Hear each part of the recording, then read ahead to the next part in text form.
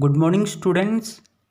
Result से related एक breaking news आ रही है कि GNDU इवन सेमेस्टर एग्ज़ाम्स का रिज़ल्ट आ गया है।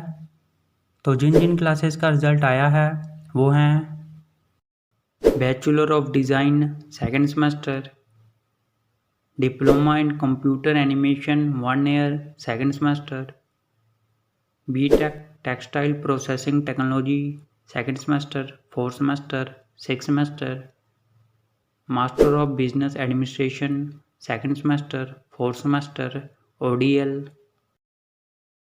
तो सभी स्टूडेंट्स GNDU की ऑफिशियल वेबसाइट पर जाकर अपना अपना रिजल्ट चेक करें gnu.ac.in पर। ऑल दी बेस्ट सभी स्टूडेंट्स को। उम्मीद है कि आप सबका रिजल्ट बहुत ही अच्छा आया होगा और सभी स्टूडेंट्स पास होंगे। तो जैसे ही किसी और क्लास का या फिर किसी सेमेस्टर का रिजल्ट आता है तो हम आपको बता देंगे। तब तक इस वीडियो को लाइक कर दो, शेयर कर दो, चैनल सब्सक्राइब कर दो और बेल आइकन ज़रूर प्रेस कर देना। Thank you.